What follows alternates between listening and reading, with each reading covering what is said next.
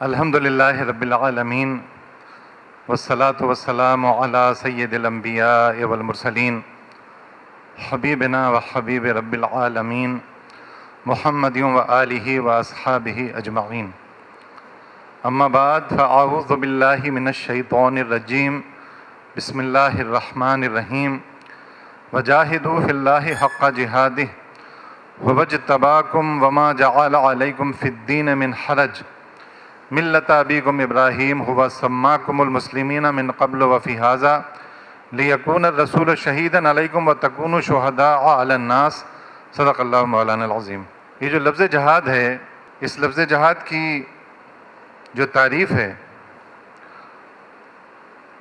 زندگی کا ہر معاملہ قتال سے لے کر اور نفس امارہ سے لڑائی کرنے تک، یہ سارے معاملات جہاد میں جد و جہد میں شامل ہیں. یہ سارے معاملات جد و جہد اور جہاد میں شامل ہیں. وجاہدوا فی اللہ حق جہادہ، جد و جہد و جانفشانی کرو اللہ کی راہ میں جیسا کہ جہاد کرنے کا حق ہے. اس کی پہلی صورت تو قتال ہے کہ جس میں آدمی قتال کرتا ہے، تلوار سے لڑتا ہے، اور جو لڑائی کے ممکنہ ذرائع، نئی ٹیکنالوجی اس کے حساب سے لڑتا ہے. اور یہ جہاد وقت کے طاغوتوں کے خلاف، وقت کے نظام کے خلاف، معاشرے میں چلنے والی فکری پراگندگی کے خلاف، معاشرتی اقدار اور رسوم و رواج جو مغربی تہذیب نے مسلط کر دی ہے، اس کے خلاف. اور وہ نفس امارہ، وما ابری و نفسی، یہ جو نفس ہے، یہ جو آدمی کو برائی پر آمادہ کرتا ہے. وما ابری و نفسی امارۃ بالسوء، کہ جو برائی کی جانب متوجہ کرتا ہے، لے کر آتا ہے. یہ اس کے خلاف جد و جہد اور کوشش. اسی لیے نبی کریم صلی اللہ علیہ وسلم نے فرمایا تھا کہ دیکھو، یہ جو تم قتال کر رہے ہوتے ہو، یہ تو ایک شارٹ ٹرم پیریڈ میں ہو جاتا ہے، 3 دن میں ختم ہو جاتا ہے، 1 ہفتے میں ختم ہو جاتا ہے، 2 ہفتے میں. گوریلا وار اگر نہ ہو تو یہ تو جلدی ختم ہو جاتا ہے. لیکن اس کے بعد جو جہاد اکبر ہے، میرا خیال ہے، یہ بہت سارے فقہا کو پڑھا ہے اس جہاد اکبر اور جہاد اصغر کی تفصیل میں. میرا خیال یہ ہے کہ وہ جہاد اصغر اس لیے کہا گیا کہ شارٹ ٹائم پیریڈ کا ہوتا ہے. باقی جو ہے وہ پوری زندگی یہ جو تمام چیزوں سے لڑائی کر رہا ہوتا ہے آدمی، اس سے اسٹرگل کر رہا ہوتا ہے، اس کے خلاف جد و جہد و جانفشانی کر رہا ہوتا ہے. یہ بنیادی طور پہ جہاد اکبر کہلاتی ہے کہ پھر اسے ان ساری چیزوں سے لڑائی مستقل، اس کے ساتھ اس کی لڑائی رہتی ہے. ساری زندگی اس کی اس کے ساتھ لڑائی رہتی ہے. اور اس لڑائی میں وہ ان کو شکست دے دے تو بنیادی طور پر پھر نفس مطمئنہ بن جاتا ہے. آپ کے علم میں ہے، سارے اصل میں علماء کرام بیٹھے ہوئے ہیں، اس لیے بہت سنبھل کر مجھے اپنے الفاظ استعمال کرنے پڑ رہے ہیں. سارے سینئرز ہیں. 3 طرح کے نفوس ہیں: نفس امارہ، نفس لوامہ اور نفس مطمئنہ. نفس امارہ تو جس جانب متوجہ کرتا ہے، بتایا آپ کو کہ برائیوں کی جانب متوجہ کرتا ہے. نفس لوامہ ضمیر روک رہا ہوتا ہے، بھائی کدھر جا رہے ہو یار، کیا کر رہے ہو، یہ غلط ہے، یہ خراب ہے، یہ کوتاہی ہے، اس کی جانب متوجہ مت ہو.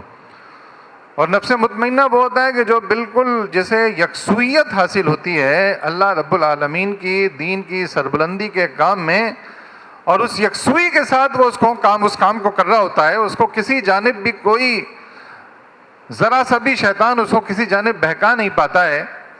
حضرت عمر فاروق رضی اللہ تعالیٰ عنہ کے بارے میں کہا گیا تھا نا، شیطان ان کو دیکھ کر اپنا راستہ تبدیل کر لیتا ہے کہ ابے بھائی کون آ گیا ہے، اس کے سامنے کہاں سے جاؤں. تو نفس مطمئنہ اس نفس امارہ کے خلاف جد و جہد و جانفشانی اور کوشش اور جد و جہد. اس معاشرے میں ان ساری برائیوں، اب یہ جو جد و جہد و جانفشانی کرنے والے لوگ ہیں، وَاجْتَبَاكُمْ وَمَا جَعَلَ عَلَيْكُمْ فِي الدِّينِ مِنْ حَرَجٍ. پھر اللہ رب العالمین یہ کہتے ہیں کہ تم کو منتخب کر لیا ہم نے اس کام کے لیے، اور دین میں تم پر کوئی تنگی نہیں رکھی ہے، تمہیں ہم نے اس کام کے لیے منتخب کر لیا ہے.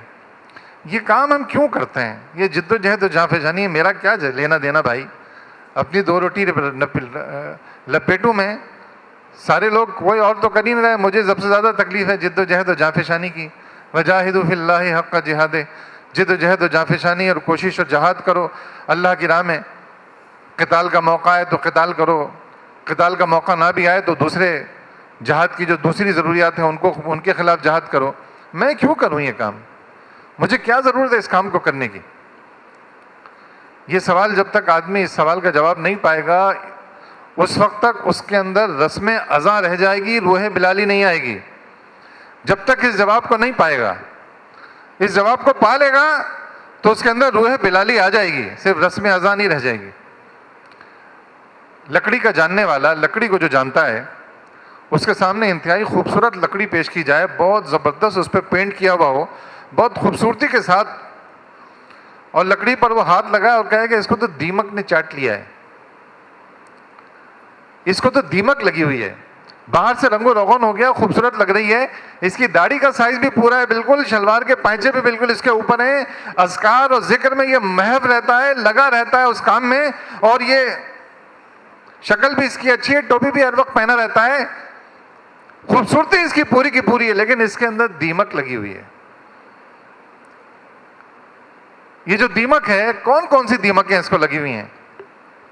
اس کو سب سے پہلی تو دیمک یہ لگی ہوئی ہے کہ اللہ رب العالمین کے کلمے کو نعوذ باللہ لوگوں کی، اسلام دشمنوں کی، اسلام سے محبت کرنے والوں کی جوتوں کی نوکوں پر دیکھتا ہے، اس کو تکلیف نہیں ہوتی ہے. اللہ کے دین کے ساتھ جو کھلواڑ لوگ کر رہے ہیں یہ دیکھتا رہتا ہے، اس کو کوئی تکلیف نہیں ہوتی. یہ دیمک اس کو لگی ہوئی ہے. عقیدہ توحید، عقیدہ رسالت کہ رسول آئے تھے، رسول نے کیا کیا اس کام کے لیے، کیسی جد و جہد و جانفشانی کی، کیسی کوشش کی، وہ اس کو جو ہے وہ ایصال ثواب کے چکر میں لگا رہتا ہے. ایصال ثواب مسجد کا ایک اگر آپ نے بیٹھنے کی، وضو خانے کی جگہ بنا دی تو جب تک وہ لوگ اس پر وضو کرتے رہیں گے صاحب آپ کو اجر ملتا رہے گا. ایصال ثواب کی بھی ایسی ڈیفینیشن ہے، ایصال ثواب یہ بھی اس آدمی کو ایسی تنگنائیوں میں ڈال دیا ہے. ایک ایصال ثواب میں آپ کو بتاؤں، ایک بچے سے فیس بک پر میں نے یہ پڑھا تھا لیکن دل کو لگا اس لیے پیش کر رہا ہوں. ایک بچے سے کسی نے پوچھا پاکستان کس نے بنایا ہے؟ تو اس نے کہا کہ رسول اللہ صلی اللہ علیہ وسلم نے پاکستان کو بنایا ہے. ٹیچر سے پوچھا کہ بھائی رسول اللہ صلی اللہ علیہ وسلم نے پاکستان کیسے بنایا ہے؟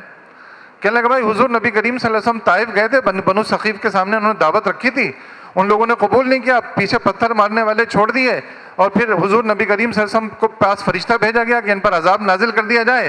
رسول اللہ صلی اللہ علیہ وسلم نے کہا کہ نہیں، یہ نہیں، ان کی اولاد، انہی کی اولاد میں محمد بن قاسم پیدا ہوا. وہ یہاں پہ آیا، سندھ دیبل اس نے فتح کیا، یہاں مسلمانوں کے اندر دین کو پھیلایا، وہ دین پھیلا، اس کے نتیجے میں 16-17 کروڑ لوگ ہو گئے. 1947 میں انہوں نے کہا ہمیں تو دو قومی نظریہ چاہیے بھائی، ہم تو نہیں رہیں گے ہندوؤں کے ساتھ، ہمیں تو پاکستان چاہیے. تو محمد بن قاسم تک یہ ایمان پہنچا رسول اللہ صلی اللہ علیہ وسلم کے سبب، اور اس برصغیر پاک ہند میں اسلام پہنچا محمد بن قاسم کے سبب. ایصال ثواب کی ڈیفینیشن یہ ہے بھائی، کروڑوں لوگ تمہاری بات کو سن لیں، تمہاری دعوت پر لبیک کہیں، تمہاری جدوجہد، تمہاری جانفشانی، اس کے نتیجے میں ایک آدمی تم نے تبدیل کر دیا، اس کے نتیجے میں تم نے فکری پراگندگی دور کر دی، اس کے نتیجے میں تم نے معاشرے کے اندر مغربی تہذیب، شیطانی تہذیب کا قلعہ کما کر دیا. اس کے نتیجے میں جو لوگ نیکی کی جانب راغب ہوں گے، اس کے نتیجے میں جو لوگ اس جانفشانی اور تحریک کے راستے میں اور اللہ رب العالمین کے کلمے کو سربلند کرنے کے راستے میں متوجہ ہوں گے، اس کا کوئی شمار نہیں ہے اسی سال ثواب کا. وجاہدوا فی اللہ حق جہادہ، یہ اسٹرگل، یہ جانفشانی، یہ کوشش، یہ جد و جہد، تم نے راستہ ہی بالکل. تھوڑی سی میری بات ریپیٹ ہو جائے گی، شب بیداری میں بھی میں نے یہ بات کہی تھی، آپ کی جو رمضان المبارک میں شب بیداری ہوئی تھی، تھوڑی سی ریپیٹ ہو جائے گی. دیکھیے مین آبجیکٹو جو ہے، اس آبجیکٹو سے جتنا کلوز، جتنا ترجیح والا جو کام ہوگا وہ ریکوائرڈ ہوگا، اور وہ اگر آپ اس ترجیح والے کام کو نہیں کریں گے، کسی اور کو کام کرنے لگ جائیں گے، تو جو آبجیکٹو ہے، جو مقصود ہے، جو گول حاصل کرنا ہے، وہ گول حاصل نہیں ہو سکے گا. جتنا آبجیکٹو سے، جتنا مقصود سے، جتنا جو آپ کا گول ہے اس سے ریلیٹڈ، اس سے کنیکٹڈ، اس سے متعلق کوئی جو کام ہوگا وہ سب سے زیادہ اجر و ثواب کا کام ہوگا. اللہ رب العالمین نے انسانوں کو بھیجا ہے، اور انسانوں کو بھیجنے سے پہلے فرشتوں سے ڈائیلاگ کیا تھا یہ مضمون بھی میں آپ کے سامنے بیان کر چکا ہوں بار بار. وَإِذْ قَالَ رَبُّكَ لِلْمَلَائِكَةِ إِنِّي جَاعِلٌ فِي الْأَرْضِ خَلِيفَةً قَالُوا أَتَجْعَلُ فِيهَا مَن يُفْسِدُ فِيهَا وَيَسْفِكُ الدِّمَاءَ وَنَحْنُ نُسَبِّحُ بِحَمْدِكَ وَنُقَدِّسُ لَكَ قَالَ إِنِّي أَعْلَمُ مَا لَا تَعْلَمُونَ. اللہ رب العالمین فرشتوں سے بات چیت کر رہے ہیں کہ میں زمین پر اپنا نائب، اپنا ریپریزنٹیٹو، اپنا خلیفہ زمین پر بھیج رہا ہوں میں. فرشتوں کو اعتراض کرنے کی کوئی طاقت نہیں ہے، لیکن انہوں نے کہا یا اللہ یہ جو آپ ارادے اور اختیار کی آزادی دے کر بھیج رہے ہیں، دنیا میں جتنی بھی کائنات میں جتنی بھی مخلوقات ہیں سوائے جنات کے، آپ نے سب کو بالکل اطاعت امر کا پابند بنایا ہے حالت جبر میں. کوئی آپ کے حکم کی نافرمانی نہیں کر سکتا ہے، کوئی نہیں کر سکتا ہے، لیکن اس کو آپ آزادی اختیار دے کر بھیج رہے ہیں. یہ کچھ زمین کے نظام کو بگاڑ نہ دے، یہ خونریزیاں نہ کرنے لگ جائے. اور پھر انہوں نے کہا کہ بھائی ایک کام تو ہم لوگ کر رہے ہیں، نحن نسبح بحمدک ونقدس لک، آپ کی تسبیح بھی ہم کر رہے ہیں، نحن نسبح بحمد، آپ کی حمد بھی ہم کر رہے ہیں، آپ کی پاکی، نقدس لک، آپ کی پاکی بھی بیان کر رہے ہیں. تو اللہ رب العالمین جانتے ہیں کیا کہتے ہیں؟ قال انی اعلم ما لا تعلمون، میں جو جانتا ہوں تمہاری سمجھ میں نہیں آئے گا. آبجیکٹو یہ ہے ہی نہیں کہ میری تعریف اور میری تسبیح اور میری پاکی اور میری حمد بیان کی جائے، یہ آبجیکٹو ہے ہی نہیں. زمین کا نمائندہ میرے دین کی سربلندی، میرے کلمے کی بڑائی، اس کو کرے گا، اس کام کو وہ غالب اور نافذ کرے گا. یہ اس کی زندگی کا مقصد ہے. ہاں وہ سبحان اللہ و بحمدہ سبحان اللہ العظیم بھی کہہ لے گا. یہ کام تو ذرات بھی کر رہے ہیں، درخت، پتے، یہ سب لوگ یہ کام کر رہے ہیں. اس کام کے لیے تو پوری میری جتنی مخلوقات ہیں وہ سب اس کام میں لگی ہوئی ہیں، لیکن اس کو میں نے دنیا میں کائے کے لیے بھیجا ہے. یہ آبجیکٹو، اس آبجیکٹو سے جتنا ریلیٹڈ زندگی کا کام ہوگا تو وہ جاہدوا فی اللہ، اسی جانب جد و جہد اور کوشش کہ اللہ کا کلمہ سر بلند ہو. میری زندگی کا مقصد تیرے دین کی سرفرازی، میں اسی لیے مسلمان، میں اسی لیے نمازی. یہ صلاحیت جب پیدا ہو جائے گی، مولانا مودودی اس کو بہت طرح طرح کے الفاظ میں بیان کرتے ہیں. مولانا مودودی رحمۃ اللہ علیہ فرماتے ہیں کہ یہ اللہ تعالیٰ کے یہاں پہنچو گے نا اور وہاں جا کر کہو گے کہ صاحب میں تو خوب روزے رکھ کے آیا ہوں، میں تو خوب نمازیں پڑھ کے آیا ہوں، میں تو خوب فلاں فلاں کر کے آیا ہوں. بھائی تم کو جس مقصد کے لیے بھیجا تھا وہ مقصد بھی پورا کیا تم نے، اس کام کو بھی تم نے کیا، اس کام سے الگ تھلگ رہے. مطلب یہ جو لفظ الہ کا مطلب میں بیان کر چکا ہوں آپ کے سامنے، علماء کے تو بہت بڑے گروہ نے اللہ رب العالمین کی حکمرانی، اس کے اختیارات کی تعریف کو نکال دیا اس کے اندر سے. بس اللہ کی ذات میں کوئی شریک نہیں ہے، اس کی صفات میں اس کا کوئی شریک نہیں ہے، اور اس کے حقوق میں اس کا کوئی شریک نہیں ہے. رکوع بھی اس کو کیا جائے گا، سجود بھی اس کو کیے جائیں گے. اس کی اختیارات اور اس کی حکمرانی، اس سیگمنٹ کو نکال دیا ہے بالکل، جو سارے اصل پوری اس کلمہ لا الہ الا اللہ کا مقصود تھا کہ کسی کی بندگی، کسی کی بڑائی، کسی کی حکمرانی نہیں چلنے دیں گے، کسی کا قانون نہیں چلنے دیں گے. تم کو بنایا، بھیجا اسی لیے گیا ہے. زون معمار کا امیر بنایا گیا رضوان بھائی کو، تو کیا یہ کہا گیا کہ پچھلا امیر معزول کر دیا جاتا ہے؟ بس ان کا اعلان کر دیا گیا، اس کا مطلب ہے پچھلا معزول ہو گیا.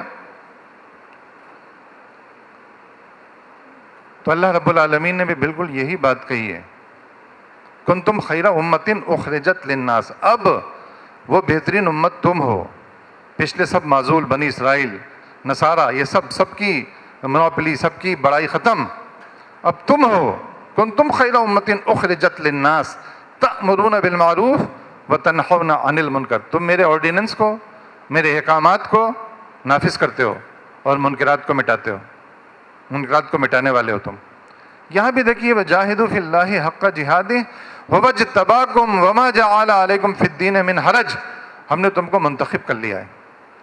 ابھی جو طاغوت کے خلاف ہماری لڑائی ہے، طاغوت کس کو کہتے ہیں؟ طاغوت کی ایک ڈیفینیشن تو یہ ہے کہ طغیانی کا لفظ آپ نے سنا ہوگا، دریا کے اندر پانی اپنی حدوں میں بہہ رہا ہے تو دریا ہے. سیر و تفریح بھی ہو رہی ہے، ہمارے استعمال میں بھی آ رہا ہے، کام میں بھی آ رہا ہے. جہاں اپنی حدوں سے بڑھا طغیانی اس کے اندر آ گئی، سیلاب آ گیا، اس کے نتیجے میں اس نے نقصان پہنچانا شروع کر دیا. طاغوت تین طرح کے ہیں. پہلا طاغوت تو وہ ہے کہ جو ایمان تو اس کا پورا ہے، مانتا پورا ہے وہ، اللہ بھی کو بھی مانتا ہے، رسول کو بھی مانتا ہے، کتابوں کو بھی مانتا ہے، ملائکہ کو بھی مانتا ہے، فرشتے، ساری جنت دوزخ سب چیزوں کو مانتا ہے، لیکن اس کا عمل اس کے اس ایمان سے مطابقت نہیں رکھتا ہے، فاسق ہے وہ۔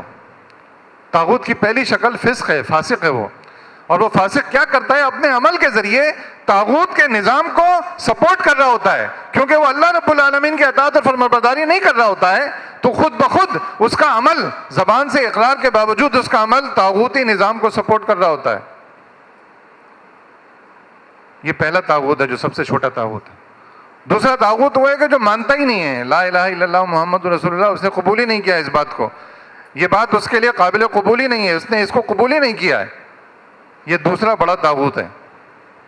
اور سب سے بڑا طاغوت جو ہے وہ کیا کہتا ہے؟ وہ کہتا ہے کہ نہیں بھائی، ایک تو میں مانتا بھی نہیں ہوں، اوپر سے میری حکمرانی چلے گی، میرا قانون چلے گا، میرا نظام چلے گا، میں جو لائف اسٹائل دوں گا وہ چلے گا، میں جو رسوم و رواج دوں گا وہ چلے گا، میں جو فکر اور تہذیب دوں گا وہ چلے گی۔ یہ سب سے بڑا طاغوت ہے۔ ان تینوں طاغوتوں کے ساتھ، پہلے طاغوت کے ساتھ تو نفس امارہ سے لڑائی ہے، دوسرا طاغوت جو انکار کرنے والا ہے لیکن کرتا کراتا کچھ نہیں ہے، اس کی فکری تطہیر، اس کو اس جانب متوجہ کرنا، اس طاغوت کے ساتھ لڑائی اس طرح کی ہے۔ اور تیسرا طاغوت اس کے ساتھ تو پھر قتال ہی کی صورت آتی ہے، اس کے نظام کو، اس کی تہذیب کو پلٹ دینے کے لیے۔ تو روح بلالی پیدا کرنے کے لیے عزیزو یہ بات سمجھ میں نہیں آئے گی، آدمی اپنی جان سپر نہیں کرے گا اس کے لیے۔ حضرت ابوبکر صدیق رضی اللہ تعالیٰ عنہ، حضرت عمر فاروق، یہ واقعہ بہت دفعہ سنا ہے آپ نے۔ حضرت عمر فاروق رضی اللہ تعالیٰ عنہ کہتے ہیں کہ آج ابو بکر سے میں جیتوں گا۔ جنگ تبوک کے موقع پر جب اللہ کے نبی صلی اللہ علیہ وسلم نے کہا کہ منزل الذی یقرض اللہ قرضا حسنا، کون ہے جو اللہ کو قرض دے، اچھا قرض؟ حضرت عمر فاروق رضی اللہ تعالیٰ عنہ نے کہا کہ آج میں ابو بکر صدیق کو ہراؤں گا۔ ہمیشہ جیت جاتے ہیں، اپنے گھر کا آدھا سامان کرتے ہیں، پورا آدھا لے کر آتے ہیں، حضور نبی کریم صلی اللہ علیہ وسلم دیکھتے ہیں، مسکراتے ہیں، خوش ہوتے ہیں۔ کیا لائے عمر رضی اللہ تعالیٰ عنہ؟ یا رسول اللہ پورا آدھا لے کر آ گیا ہوں، چھوڑ کر کیا آئے ہو؟ آدھا چھوڑ کر آ گیا ہوں۔ حضرت ابو بکر صدیق رضی اللہ تعالیٰ عنہ آتے ہیں تو حضرت عمر سے تو سامان بھی کم ہوتا ہے، حضور نبی کریم صلی اللہ علیہ وسلم دیکھ کر مسکراتے ہیں، پوچھتے ہیں کیا لائے ہو ابو بکر؟ یا رسول اللہ جو کچھ تھا لے آیا ہوں۔ چھوڑ کر کیا آئے ہو؟ اللہ اور اس کے رسول کی محبت چھوڑ کر آیا ہوں۔ اور بات یہیں پہ ختم نہیں ہوتی، آپ کے علم میں ہے یہ بات۔ حضرت جبرائیل امین آتے ہیں رسول اللہ صلی اللہ علیہ وسلم کے پاس اور کہتے ہیں کہ اللہ رب العالمین سلام بھیج رہا ہے ابو بکر پہ، اور پوچھ رہا ہے کہ کیا حالت ہے، کیسا محسوس کرتے ہیں اس وقت؟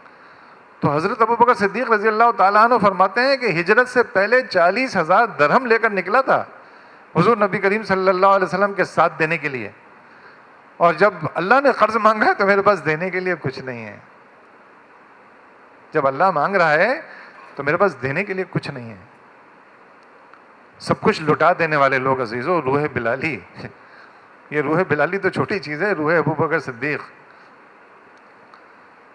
یہ اگر یہ بات سمجھ میں آ گئی کہ اللہ کا کلمہ سربلند کرنے کے لیے اللہ نے اپنا ریپریزنٹیٹو بنایا ہے، اللہ رب العالمین نے اپنا نمائندہ بنا کر بھیجا ہے، اللہ رب العالمین نے یہ ذمہ داری دی ہے، اور میں نے اپنی آزاد مرضی کے ساتھ یہ کلمہ لا الہ الا اللہ محمد رسول اللہ پڑھا ہے، کسی نے مجھے کنپٹی پہ پستول رکھ کر نہیں پڑھوایا ہے یہ کلمہ، میں نے کہا ہے میں نہیں قبول کرتا ہوں کسی کی بھی بڑائی، کسی کی بھی حکمرانی، کسی کی بھی خدائی، میں نہیں چلنے دوں گا کسی کی شریعت، کسی کا قانون، کسی کا حکم، ان الحکم الا للہ، صرف اللہ کا حکم چلے گا، کوئی اور بات میں ماننے کے لیے مانتا ہی نہیں ہوں، میری زندگی کا ایک ایک لمحہ اسی کام میں گزرے گا۔ عزیزو، اسی لیے اللہ رب العالمین نے کہا کہ ہم نے تمہیں چن لیا ہے، ہم نے تو اعلان کیا ہے نا کہ ہم اقامت دین کے، اللہ کے کلمے کو سربلند کرنے والے لوگ ہیں۔ اللہ رب العالمین کہتا ہے تم نے اعلان کیا ہے تو ہم نے تمہیں چن لیا ہے۔ وَمَا جَعَلَ عَلَيْكُمْ فِي الدِّينِ مِنْ حَرَجٍ، اور یہ جو لفظ دین ہے، یہ لفظ دین بھی قرآن جس دین کو بیان کرتا ہے، یہ دین کیا چیز ہے؟ قرآن مجید دین کی 4 تعریف بیان کرتا ہے۔ پورے قرآن مجید کو آپ پڑھتے جائیے، دین کو جو بیان کیا ہے قرآن مجید نے، ان 4 چیزوں میں یہ دین دین غلبہ اور حکمرانی چاہتا ہے. اگر دین طریقہ زندگی لائف اسٹائل کو حکمرانی اور غلبہ حاصل نہیں ہوگا تو اس کا حکم نہیں چلے گا, اس کی بات نہیں چلے گی. یہ مثال میں بہت دفعہ رکھ چکا ہوں کہ مراد علی شاہ, اب تو محرم ہے, 8 محرم سے 10 محرم تک ڈبل سواری پہ پابندی لگا دیتا ہے تو کیا ہوتا ہے؟ پابندی لگ جاتی ہے نا. وہ جو دین اس نے, جو آرڈیننس اس نے, جو قانون اس نے نافذ کیا, اعلان کیا, وہ اعلان بھی نہیں کرتا ہے, ایک پیپر پہ سائن کر دیتا ہے خالی بس. اب وہ سائن کرتا ہے تو اس کا قانون کیا ہوتا ہے؟ امپلیمنٹ ہو جاتا ہے, سارے اس کے حرکاتیں دوڑ پڑتے ہیں, وہ قانون نافذ ہو جاتا ہے. تو یہ دین, یہ طریقہ زندگی حکمرانی اور اقتدار چاہتا ہے. دوسری بات, اس حاکمیت کے مقابلے میں, اس غلبے اور حکمرانی کے مقابلے میں جو دوسرے لوگ ہیں ان کے لیے سر اطاعت کے تسلیم کے خم ہونے کو چاہتا ہے کہ یہ اپنا سر اطاعت خم کر دیں, اسی کے مطابق اپنی زندگی گزاریں, اس کے علاوہ کوئی اور طریقہ زندگی ان کے پاس نہ ہو. اطاعت اور فرما برداری کے اس نظام کو یہ قبول کریں. اور دین کی جو تیسری چیز ہے, دین کی جو تیسری تعبیر ہے وہ کیا ہے؟ وہ تمام زندگی کا نظام فکر و عمل, تہذیب کی تمام بنیادیں جو دین ترتیب دیتا ہے. دین کی تعریف میں یہ بات آتی ہے. اور پھر مکافات, چوتھی چیز, جزا اور سزا. جزا بھی اس کے حساب سے دی جائے گی, سزا بھی اس کے حساب, اس کے قانون کے حساب سے دی جائے گی. یہ پوری دین کی باؤنڈریز ہیں, آؤٹ لائن ہیں. تو فرمایا کہ تم نے دین کے لیے تم پر کوئی تنگی نہیں رکھی ہے, تمہیں تو آؤٹ لائن بتا دی. جس حاکم اعلیٰ کو تم تسلیم کرتے ہو, جس حاکم اعلیٰ کے نظام کو تم غالب اور نافذ کرنا چاہتے ہو, جس حاکم اعلیٰ کی تمام چیزوں کے لیے اپنی جدوجہد, جانفشانی اور کوشش کر رہے ہو, وہ دین, اس میں تمہارے لیے کوئی تنگی نہیں رکھی ہے, بالکل تمہاری فطرت کے مطابق بنایا ہے. چونکہ تم کو بنایا ہم نے, ہمیں معلوم ہے کہ تمہاری بھلائی کے لیے کیا چیز بہترین ہے, تم کس طریقے سے اچھے طریقے سے چل سکتے ہو. تمہارا ذہن بہت کمزور ہے, تمہاری صلاحیتیں بہت محدود ہیں. ان ساری چیزوں کو دیکھ کر ہم نے ایک متوازن, عدل و انصاف والا دین تم کو دیا ہے. اس دین کو لے کر چلو, اس دین کے مطابق اپنی زندگی کو گزارو. اور یہ لوگ, جو لوگ بھی اس کام کو کرنے والے ہوں گے, فرمایا دیکھو جیسے تمہارا نبی صلی اللہ علیہ وسلم, اس نے شہادت حق کی گواہی دے دی, اب تم کو اس ذمہ داری کو پورا کرنا ہے, تم کو اس حق کی شہادت دینی ہے, تم کو یہ شہادت دینی ہے, تم کو یہ بات لوگوں تک پہنچانی ہے. آپ دیکھیں, میں نے جو ایک مثال دی تھی نا, دیمک لگی ہوئی, ایک نماز ہے, نماز کی اہمیت کا اندازہ آپ سب لوگوں کو ہوگا. تمام احکامات حضرت جبرائیل امین اللہ کے نبی صلی اللہ علیہ وسلم کے پاس لے کر آئے. نماز کے لیے اللہ رب العالمین نے اپنے پاس بلوایا معراج پر. وہاں پر حکم دیا کہ نماز تم پر فرض کی گئی 5 وقت کی, 50 وقت کی ہوتے ہوتے 5 وقت کی نماز فرض کی گئی. اس قدر اہمیت والی چیز. اس نماز کے بارے میں فرمایا قد افلح المؤمنون الذین ہم فی صلاتہم خاشعون. فلاح پائی ان ایمان لانے والے لوگوں میں جو اپنی نمازوں میں اللہ کی خشیت اختیار کرتے ہیں. مطلب وہ نماز ان کی ایسی نہیں ہوتی ہے کہ ٹائم پہ آ گئے, اللہ میں بہت بڑا احسان ہے, ہم نے باجماعت تکبیر اولیٰ کے ساتھ پڑھ لی, اللہ پہ بہت بڑا احسان ہے میرا, میں نے یہ کام کر لیا, گزر گئی, کام میں لگے ہوئے تھے یار, بہت بزی تھے. اس آواز کو سنا بھی, حی علی الصلاح حی علی الفلاح, شاید جواب بھی دیا, دہرایا بھی, اور نماز میں بھی آ کر کھڑے ہوئے تو فکر, طرح کے خیالات, طرح کی چیزیں. اس نماز کا آبجیکٹو بھی آپ سب کے علم میں ہے. وَأَنَا اخْتَرْتُكَ فَاسْتَمِعْ لِمَا يُوحَىٰ إِنَّنِي أَنَا اللَّهُ لَا إِلَٰهَ إِلَّا أَنَا فَاعْبُدْنِي وَأَقِمِ الصَّلَاةَ لِذِكْرِي. اپنے جوتے اتار دو, میں تمہارا رب ہوں, میری بندگی کرو. اور نماز کس کام کے لیے پڑھو؟ میری یاد کے لیے, مجھے یاد رکھنے کے لیے. میری یاد تمہیں نماز دلائے گی. اور یہ یاد کا بھی کیا مطلب ہے, یاد کس کو کہتے ہیں؟ فجر کے بعد ہم محلے میں ہمارے کچھ ساتھی ہیں، تھوڑی دیر کی ہم کھڑے کھڑے نشست کرتے ہیں، اتوار کے دن پھر قرآن پر اسٹڈی سرکل کرتے ہیں. تو بات چیت کر رہے تھے تو ہم نے کہا کہ یار یہ عجیب و غریب بات ہے، ہم دفتر کے انوائرمنٹ میں جاتے ہیں، آفس کے انوائرمنٹ میں جاتے ہیں، تو آفس کی جو پالیٹکس ہوتی ہے، ابھی یار یہ ان کا انکریمنٹ زیادہ لگ گیا، یار یہ کیا کرتا ہے، یار اس کو انکریمنٹ زیادہ مل گیا، یار مجھے تو انکریمنٹ کم ملا، یار ابھی یار یہ تو مروا دیا، یار اس نے کام کرنا تھا، اس نے ساری بات میرے اوپر آ گئی. مطلب بندہ ڈسکس ہو رہا ہوتا ہے، بندے کے بارے میں الٹے سیدھے کمنٹ آدمی پاس کر رہا ہوتا ہے، اور کبھی کبھی جو ہے نا اس کے بارے میں بہت الٹے سیدھے القابات بھی دے رہا ہوتا ہے. بھول جاتا ہے اللہ میاں کو، اللہ رب العالمین کو بھول جاتا ہے کہ غیبت کوئی حرام چیز ہے. اللہ رب العالمین کو بھول جاتا ہے کہ یہ رزق دینے والا اللہ رب العالمین. ذکر فرشتوں نے کہا تھا نحن نسبح بحمدک، ہم آپ کی تسبیح تو کر رہے ہیں. اللہ میاں کہہ رہا ہے تسبیح میری وہ ہے، وہ بھی تسبیح ہے، لیکن اصل تسبیح تو یہ ہے کہ تم زندگی کے معاملات میں انوالو ہو اور تمہیں میں یاد رہوں. ابھی بڑی ایک حیرت انگیز میں نے ایک شوہر کی وہ پڑھی فیس بک پر. ریاض صدیقی بھائی صوبہ سندھ کے نشر و اشاعت کے ذمہ دار ہیں. ان کی ایک پوسٹ میں نے پڑھی. اس پوسٹ میں انہوں نے لکھا اسلامی جمعیت طالبات تمہارا بہت شکریہ، تم نے ایک ایسی لڑکی کی تربیت کی جو میری بیوی ہے. میری بیوی میرے پورے خاندان کی آئیڈیل بن گئی ہے اور میری ناظمہ تربیت ہے. اللہ نے اتنا بڑا احسان میرے اوپر کیا ہے. ارے مطلب اس کی بیوی کیا کرتی ہے کہ اس نے ایسے کمنٹ اپنی بیوی کے بارے میں پاس کیے ہیں؟ کیا کرتی ہے؟ اس سے رہا نہیں گیا. اور پھر بہت ساری خواتین نے اس پر بھی کمنٹ پاس کیے ہیں، فلاں نے کہ تم بہت خوش نصیب ہو، اے فلاں تم بہت خوش نصیب ہو، اے فلاں تم بہت خوش نصیب ہو. میں نے اپنی بیٹی کے سامنے، بڑی بیٹی کے سامنے یہ بات میں نے کہی کہ ریاض صدیقی نا یہ کمنٹ کیا ہے. تو میری بیٹی کہنے کی آپ کو پتہ نہیں ہے کہ وہ کتنی اچھی ہے، آپ کو پتہ نہیں ہے ابو، میں تو اس کو جانتی ہوں، میرے ساتھ تعلیمی زندگی میں میرے زمانے کی کولیگ اس میں تھی، وہ اس قدر اچھی ہے کہ آپ سوچ نہیں سکتے ہیں کیسے ایسے لوگ پیدا ہو جاتے ہیں، کیسے پیدا ہو جاتے ہیں ایسے لوگ. اللہ کو یاد رکھنے والے لوگ ہوتے ہیں یہ، ان کو پتہ ہوتا ہے کہ اوپر والا ہاتھ بہتر ہوتا ہے مانگنے والے ہاتھ سے، لوگوں کے حقوق ادا کرنے والا ہاتھ بہتر ہوتا ہے. یہ روح بلالی ایسے نہیں آتی عزیزو، یہ اس روح بلالی کو لانے کے لیے عزم اور ارادہ چاہیے ہوتا ہے. مولانا سید ابو العلا مودودی کہتے ہیں وہ آدمی، اس آدمی کو اس کی طاقت کا کیا اندازہ لگایا جائے کہ جس کی اپنی خواہشات نفس اس کو ہر جگہ مار دیتی ہیں، ہر جگہ پچھاڑ دیتی ہیں اس کو. کبھی اس کو فجر میں اٹھنے نہیں دیتی ہیں، کبھی اس کو حق کے خاطر کھڑا نہیں ہونے دیتی ہیں، کبھی اس کو مال نکالتے ہوئے تکلیف اس کو مبتلا کر دیتی ہیں، کبھی اس کے دل کو اس کی خواہشات نفس، وہ اپنی خواہشات نفس سے نہیں لڑ سکتا ہے، وہ کون سے دنیا میں اچھے کام کرے گا.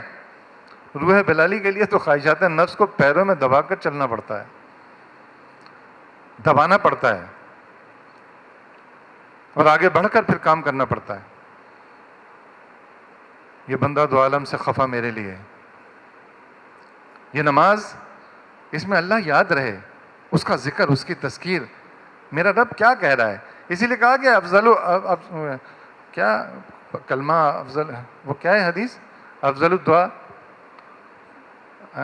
افضل الذکر لا الہ الا اللہ و افضل الدعا الحمدللہ. یہ لا الہ الا اللہ افضل الذکر کیوں ہیں؟ اب اتنا محدود ہم نے کر دیا لا الہ الا اللہ کے ذکر کو، لا الہ الا اللہ، لا الہ الا اللہ، لا الہ الا اللہ، لا الہ الا اللہ، لا الہ. یہ افضل الذکر کیوں ہے؟ یہ پورا نغمہ توحید ہے، پورا عقیدہ توحید ہے اس افضل الذکر میں. توحید کیا چیز ہے؟ اور افضل الدعا الحمدللہ، الحمدللہ رب العالمین الرحمن الرحیم مالک یوم الدین ایاک نعبد و ایاک نستعین. اے اللہ ہم تیری ہی عبادت کرتے ہیں، جھوٹ نہیں بولنا ہے، سوچ کے بولو. اس طرف کے سامنے کھڑے ہوئے ہو نا نماز کے لیے، سوچ کے بولو اے اللہ ہم تیری ہی عبادت، پھر سوچ کے بولو، اور تجھ ہی سے مدد، پھر سوچ کے بولو. تیری ہی عبادت کرتے رہیں گے، تجھی سے مدد مانگتے رہیں گے، فعل مضارع ہے. سوچ کے بولو، کھڑے ہو اللہ کے سامنے. اللہ نے نماز تم کو اس لیے دی ہے کہ تم اس میں اللہ کو یاد کرو. ایاک نعبد و ایاک نستعین اہدنا الصراط المستقیم. سیدھا راستہ دکھا دے مولا. صراط الذین انعمت علیہم. لیکن سیدھے راستے میں بھی ایک عجیب بات اللہ رب العالمین نے کہہ دی. اس سیدھے راستے کی کوشش کرو گے تو ملے گا, صرف دعاؤں سے نہیں ملے گا. یار میں تو پچھلے 20 برس سے دعا مانگ رہا ہوں, یا اللہ مجھے سیدھا راستہ دکھا دے, دکھاتا ہی نہیں اللہ. میں یار میں کیا کروں یار. اس سیدھے راستے کی جانب تمہاری کوشش, تمہاری جستجو, فکر میں تمہارا سیدھا راستہ, عمل میں تمہارا سیدھا راستہ, آگے بڑھ کر کام کرنے میں تمہارا سیدھا راستہ, یہ تم جو اہدنا الصراط المستقیم کہہ رہے ہو, اس کے لیے سورہ رات کی آیت نمبر 14, اس کا ترجمہ آپ کو معلوم ہوگا, سارے اہل علم و دانش ہیں, کہ دریا کے کنارے کھڑا ہو کر کوئی آدمی یہ کہے کہ پانی آ جا, پانی آ جا, تو پانی تو نہیں آئے گا.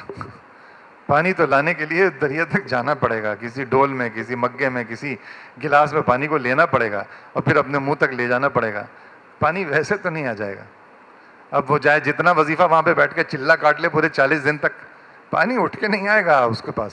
اس کو تو پانی لانے کے لیے کرنا پڑے گا. تو اہدنا الصراط المستقیم, میں کیا کر رہا ہوں اس کے لیے؟ صراط الذین انعمت علیہم, وہ سیدھا راستہ پروردگار کہ جس کی خاطر تیرے بندے, یا ایتھا النفس المطمئنہ ارجعی الی ربک راضیۃ مرضیہ فادخلی فی عبادی وادخلی جنتی.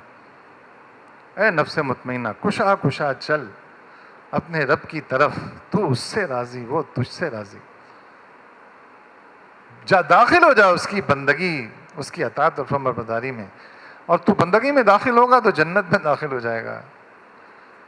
وادخلی جنتی. وجاہدوا فی اللہ حق جہادہ هو اجتباکم. یہ نماز بتا رہی ہوتی ہے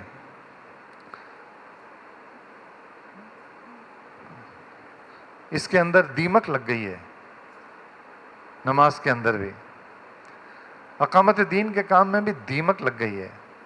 شکل صورت بہت اچھی ہے, گفتگو میری کتنی اچھی ہے, بہت زبردست گفتگو ہے, میں بھی بڑا خوش ہو رہا ہوں, واہ واہ واہ کیا قلابے ملا رہا ہوں میں. میرا عمل, میری جستجو, میری کوشش, میرا مجاہدہ, میری جدوجہد, میرا کام کس نوعیت کا ہے, کتنا ہے, کیا کر رہا ہوں میں کمفرٹ زون میں ہوں, بالکل آرام دہ زندگی ہے میری, بہت زبردست. بہت شکر ادا کرتا ہوں میں اللہ تعالیٰ کا. ارے کم بختو, کاہے کا شکر ادا کرتے ہو؟ اس اللہ کے دین کے لیے کوئی کوشش کر نہیں رہے ہو تو شکر کاہے کا ادا کر رہے ہو؟ تم تو اپنے عمل کے ذریعے ناشکری کر رہے ہو. زبان سے چاہے جتنا بھی شکر شکر شکر شکر کرتے رہو. وجاہدوا فی اللہ حق جہادہ هو اجتباکم وما جعل علیکم فی الدین من حرج ملۃ ابیکم ابراہیم هو سماکم المسلمین من قبل وفی ھذا لیکون الرسول شہیدا علیکم وتکونوا شہداء علی الناس. دیکھو رسول نے تو گواہی دے دی, اور حجۃ الوداع کے موقع پر کوئی وہ کون سی ہے جس پر کرتے ہیں حج میں, کون سی 9 تاریخ کو عرفہ کے میدان میں کون سا پہاڑ ہے وہ؟ جبل رحمت. اس پہ کھڑے ہو کر یہ بات کہہ دی, لوگوں میں نے تم تک پہنچا دیا. یا رسول اللہ آپ نہیں پہنچائیں گے؟ اب حیرانی کا سوال ہوگا نا, سارے لوگ جو موجود ہیں وہ حیران ہو کر پوچھ رہے ہوں گے کہ یا رسول اللہ کیسی بات کرتے ہیں آپ, ارے آپ نے نہیں پہنچایا تو کس نے پہنچایا؟ اللہ رب العالمین کی طرف, یا اللہ تو گواہ رہنا, یہ پروردگار یہ گواہی دے رہے ہیں, میں نے پہنچا دیا ان تک. اے لوگوں پہنچا دیا تم تک. رسول تو اپنا کام کر گئے, تم نے پہنچا دیا. تم نے لوگوں تک اس بات کو پہنچایا کہ نہیں پہنچایا؟ تم نے اپنی زندگی کو اس کام میں کھپایا کہ نہیں کھپایا؟ اللہ کے بندوں کو اللہ کی بندگی کی جانب لے کر آئے کہ نہیں آئے؟ کتنی کوشش کی تم نے, کتنا وقت صرف کیا؟ یار کوئی گھڑی دے دے مجھے ذرا سا, گھڑی دے. کتنا وقت صرف کیا, کتنی جان لگائی, کتنا مال ہے. یا ایھا الذین آمنوا هل ادلکم علی تجارۃ تنجیکم من عذاب علیم تؤمنون باللہ ورسولہ وتجاہدون فی سبیل اللہ باموالکم وانفسکم ذالکم خیر لکم ان کنتم تعلمون. تمہیں وہ بزنس وہ تجارت نہ بتا دوں جو تمہیں دردناک عذاب سے بچا لے. دردناک عذاب سے. ایمان لو اللہ پر, اس کے رسول پر, اور کیا کرو, جد و جہد و جہاں فشانی کرو اللہ کی راہ میں. اللہ کی بندگی کے نظام کو قائم کرنے کی کوشش کرو. اپنا مال اور اپنی ساری صلاحیتیں, اپنا نفس, اپنا آپ لگا دو اس کام کے لیے. اس کے گواہ بن جاؤ, گواہی دینے والے بن جاؤ. کوئی لمحہ تمہارا ایسا نہ گزرے. اسی لیے دیکھیے وقت پر جو بات کی گئی ہے قرآن مجید میں, ایک تو کی گئی والعصر ان الانسان لفی خسر الا الذین آمنوا وعملوا الصالحات وتواصوا بالحق وتواصوا بالصبر. قسم ہے وقت کی, تیزی سے گزرتے ہوئے وقت کی, چھوٹتا جا رہا ہے, نقصان میں ہر آدمی.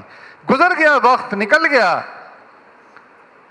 اس خسارے سے بچنے والے کون لوگ ہیں؟ ایمان لانے والے لوگ, عمل صالح کرنے والے لوگ, تواصوا بالحق, حق کی نصیحت کرنے والے لوگ, اور صبر کے ساتھ, استقامت کے ساتھ, ڈٹ کر, کمٹمنٹ کے ساتھ اس کام کو کرنے والے لوگ, مشکلات اور مصائب کو جھیلنے والے لوگ. یہ وقت گزر جائے گا. یہ امتحان گاہ ہے, 3 گھنٹے کا پیپر ہے. اس میں اگر تم نے پیزا کا آرڈر دے دیا, اس میں اگر تم نے میکڈونلڈ کا آرڈر دے دیا, اس میں اگر تم نے مسٹر برگر کا آرڈر دے دیا, تو وقت برباد کرو گے یار. اس وقت کو اسپیسیفکلی جس کام کے لیے بھیجا گیا اس میں لگا دو, نہیں تو بربادی تمہارا مقدر ہو جائے گی. 3 سوالات کے جواب قبر ہی سے نہیں دے سکو گے. اور پھر دوسری بات کیا کہی؟ قد افلح المؤمنون الذین هم فی صلاتهم خاشعون والذین هم عن اللغو معرضون. فلاح پانے والے لوگ کون ہوتے ہیں؟ لغویات سے پرہیز کرتے ہیں. پرائرٹی ان کی بالکل ڈیفائنڈ ہوتی ہے. یہ میری پرائرٹی ہے, اللہ کے دین کی سربلندی کا کام, اس میں فنا فنا فنا فنا کام مجھے کرنا ہے. میرے پاس فضولیات کے لیے وقت کب بچے گا؟ لغویات کے لیے ان کے پاس وقت نہیں ہوتا ہے. فضول کاموں کے لیے وقت ان کے پاس نہیں ہوتا ہے. ان کا وقت تو اس کام میں لگ رہا ہوتا ہے. ہمارے ساتھ بھی یہی ہو گیا, رہ گئی رسم اذاں روح بلالی نہ رہی.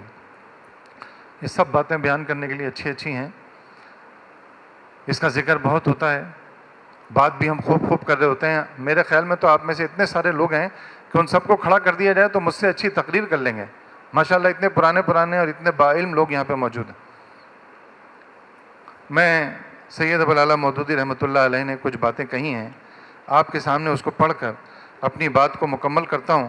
اذان میں بھی 7 منٹ رہ گئے ہیں. مولانا سید ابوالعلا مودودی رحمۃ اللہ علیہ نصیحت فرماتے ہیں, بولتے ہیں آخری نصیحت ہے میری آپ کو. اور اس میں فرماتے ہیں میری آخری نصیحت یہ ہے, وہ سب لوگ جو جماعت اسلامی کے ساتھ ہیں, خواہ ارکان ہو یا متفق, انفاق فی سبیل اللہ کا جذبہ اپنے اندر ابھاریں. خدا کے کام کو اپنے ذاتی کاموں پر ترجیح دیں, اور اس کام میں دل کی وہ لگن پیدا کریں جو انہیں چین سے بیٹھنے نہ دے.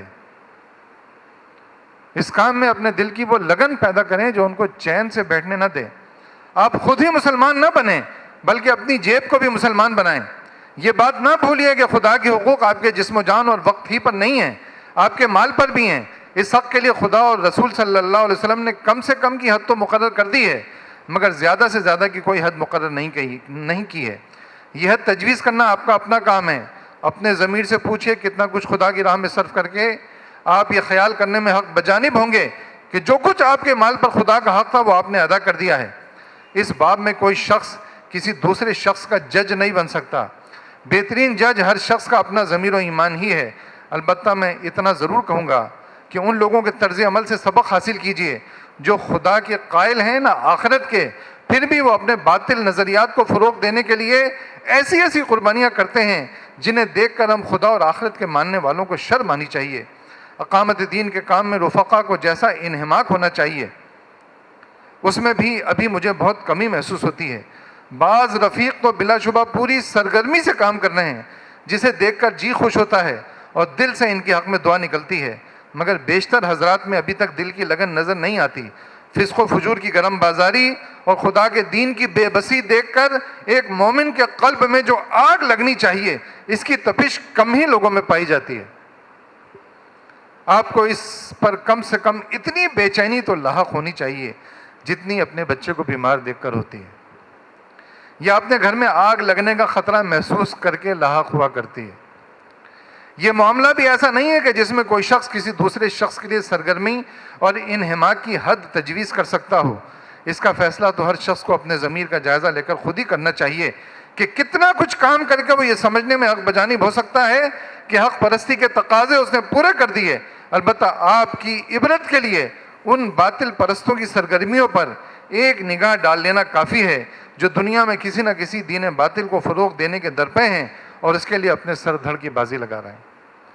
اللہ رب العالمین ہمیں توفیق عطا فرمائے، واقعی توفیق عطا فرمائے۔